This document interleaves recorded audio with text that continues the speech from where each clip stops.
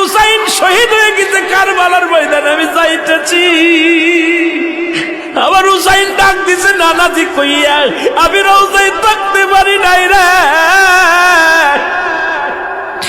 আমি হুসাইনের দেখার জন্য নবীজি রওজা থেকে উঠা গেছি। আলেমরা সর।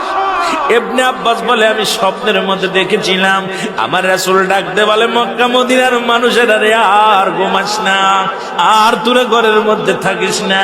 আমি নবী রওজায় ঘুমাইতে পারি নাই, কান্না সহ্য করতে পারি নাই। ওদিন আমিও ফাতেমার নদীও না আমি সহ্য করতে পারি।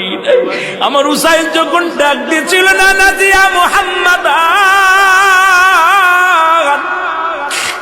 মুহাম্মাদান করে যেদিন ডাক দিয়েছিল রে, সেদিন আমি নবী রওজা থেকে পাগলের মতো উঠে কারবালা পর্যন্ত চলে গিয়েছিলাম।